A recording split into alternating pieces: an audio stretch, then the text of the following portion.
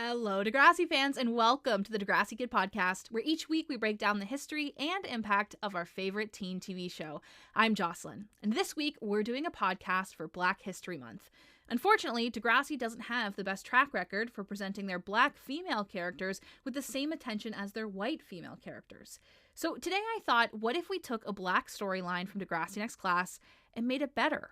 The storyline follows a white girl named Frankie Hollingsworth, who's played by Sarah Waisglass. And I want to clarify, we love Sarah, we love Degrassi, but even our favorite things in the world can still be a little bit better sometimes.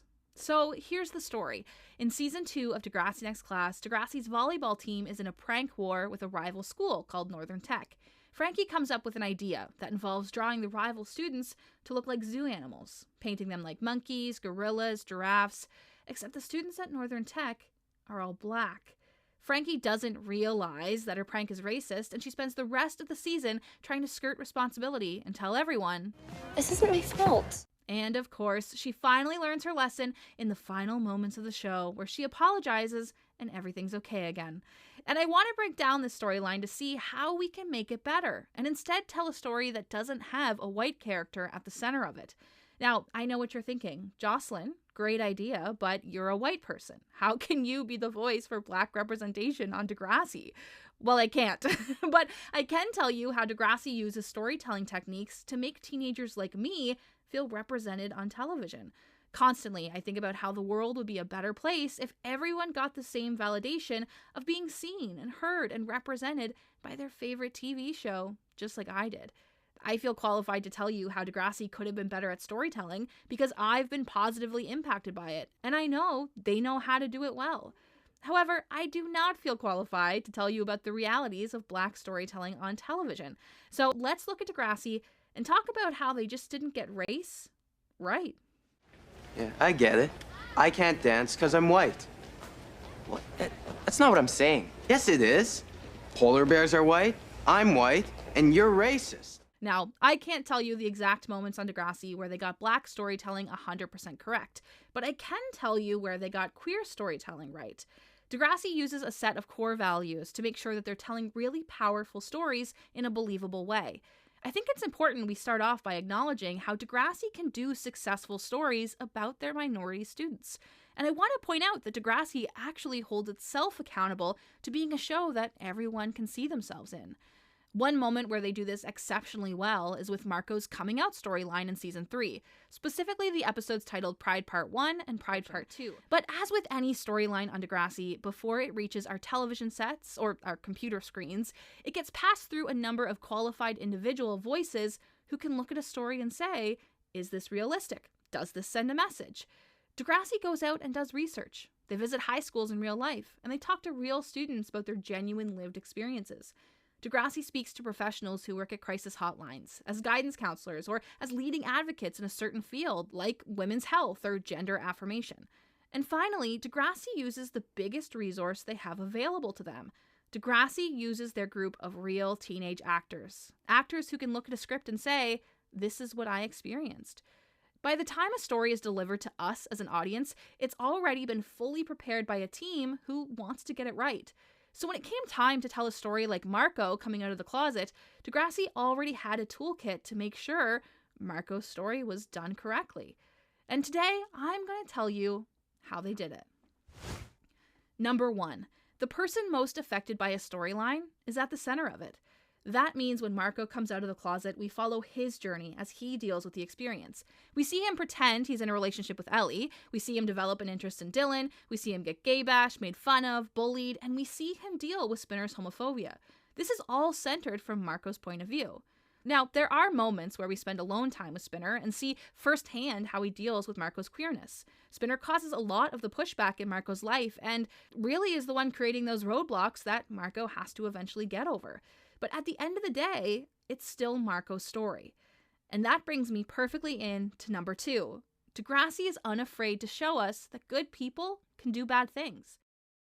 The reason this storyline performs so well is because the conflict is between two main characters, Marco and Spinner. They're best friends who the audience is already familiar with. Degrassi does this on purpose because they want to show you that this story can happen to you. People you care about can be gay. People you care about can be homophobic. So how do you deal with it? If Degrassi had only brought in Dylan Michalchuk to be the main gay character or Jay Hogarth to be the main homophobe, the story would have lost its stakes. It sounds bad to say it, but we really just wouldn't have cared as much if we didn't know the characters that well. Degrassi works because it takes our favorite Degrassi kids and puts them directly in conflict with each other. They're not afraid to take their main characters and make them look like bad people. And finally, number 3. Degrassi does really well at considering its target audience. Like I said, Degrassi tells stories where they hire real teenage actors, they do research, and they put their main cast members at the center of the storylines. This is because Degrassi considers who is watching the episode, who is most affected by the issue, and who really needs to see this story and learn that you are not alone. Marco's coming out storyline impacted thousands of young kids who were just like me and closeted or struggling with their sexuality. Many other people watched this episode and became more sympathetic to the queer experience. If they brought in a guest star or only told the story from Spinner's point of view or even ended the episode with the idea that homophobia is okay as long as you don't mean it, then the story wouldn't have made such a big impact in the early 2000s. I think about shows like 90210, where a main cast member is forced to work with an AIDS patient outside of her friend group. Or in Saved by the Bell, when Zach Morris has to go on a date with this random fat girl before they both realize, hey, these are people too. So now that we know how Degrassi uses these core storytelling techniques to represent real teenagers, let's look at why Frankie's racism storyline just doesn't work. Okay, I tried doing a good thing. Maybe they hate me because I'm white, like reverse racism. Wait, that's a thing? Yes, white people are so oppressed. No, Lola, reverse racism is not a thing, but white privilege is. If we remember, rule number 1 is that the person most affected by a storyline is at the center of it, then I have to ask you, in a plot line about racism and racial microaggressions, who do you think is most affected by the story? A white character like Frankie Hollingsworth who accidentally does something racist, or a black character like Shay Powers who has to make a tough decision. Do I kick my racist best friend off the team and risk losing my volleyball career? Or do I stand up for what's right and say that racism is never okay, no matter what? I think for this storyline to make an impact, it has to be from the point of view of Shay. Imagine how much better this plotline would have been if Frankie's racism played out in the same way as Spinner's homophobia. Sure, their actions can push the storyline forward, but ultimately, neither Spinner or Frankie should be at the center of their storylines. I would rather see a storyline where Shay is really upset because Frankie makes comments about her hair and Shay realizes she's the only black girl in the locker room. Or maybe there's even a moment where Hunter takes something valuable and his parents assume it must have been Shay because all of a sudden she gets a brand new volleyball jacket and they just assume her parents probably can't afford it. Frankie says that while she believes Shay, she does have to listen to her parents and Shay isn't allowed to come over anymore. That is a story that could make an impact. I want to see the reality that black teenagers face every day from people they would call their friends.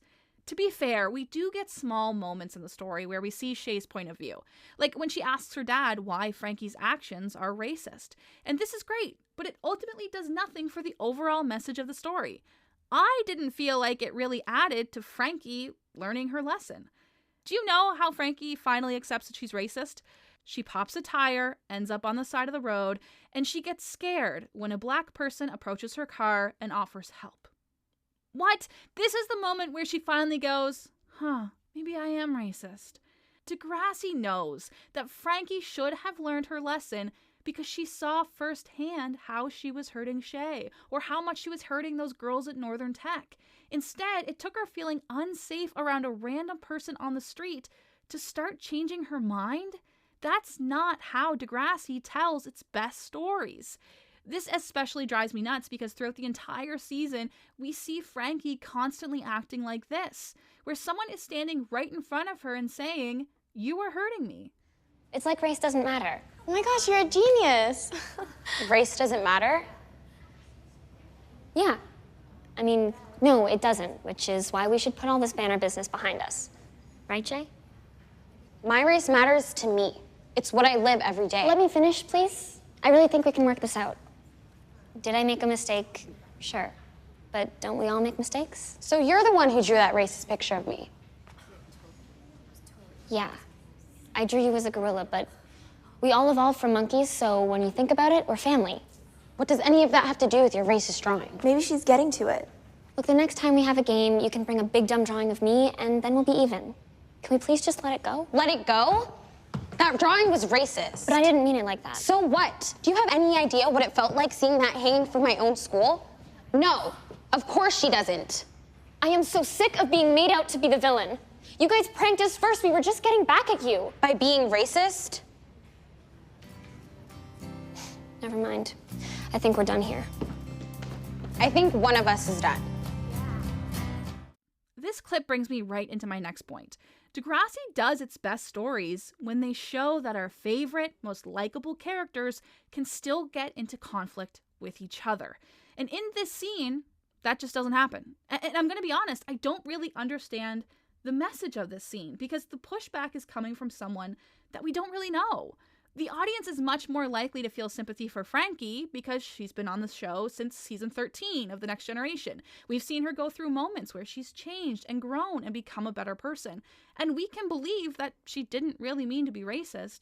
But to the audience, this random student from Northern Tech named Kara has absolutely no stakes in the story. We're not given a reason to care about her the same way we do Frankie.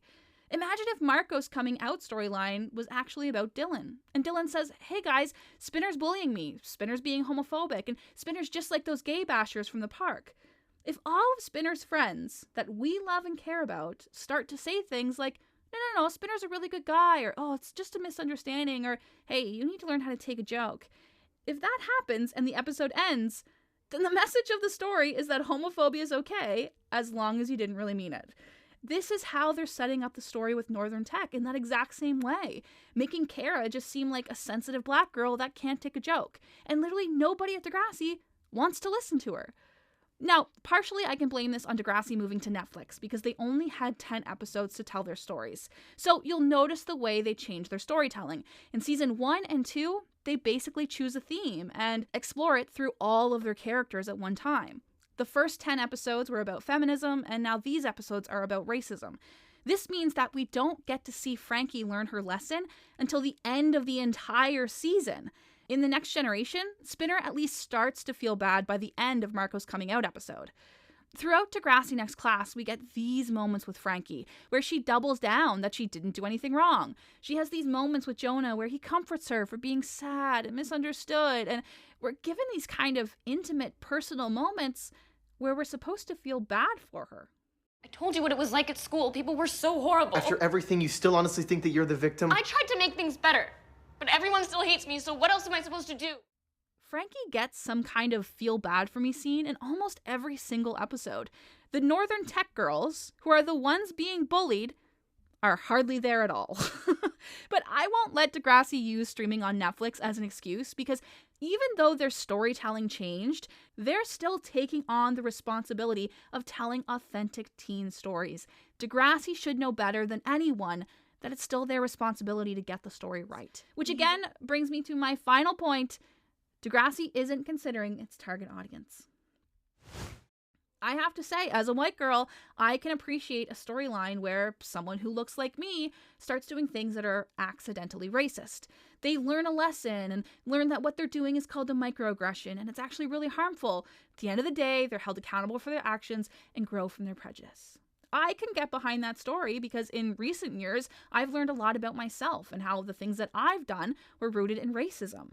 However, I don't think Degrassi gets to tell this story until they start telling black stories first. We don't need another story about a sad white girl who doesn't want to face the consequences of her own actions. We have hundreds of those episodes already.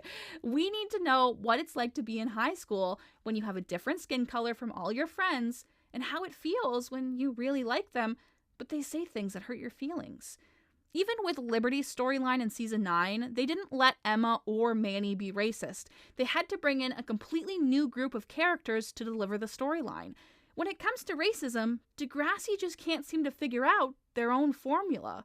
If you're a black girl watching this storyline at home, I don't know if you're going to learn the lesson that even accidental racism isn't okay, and you can use your voice to stand up for yourself. I don't know if you're really going to learn how to take your feelings and put them into words, the same way that I learned how to come out of the closet, how I learned to stand up against homophobia, and how I learned to call out my friends when they're being accidentally homophobic by calling things gay or dropping the F slur.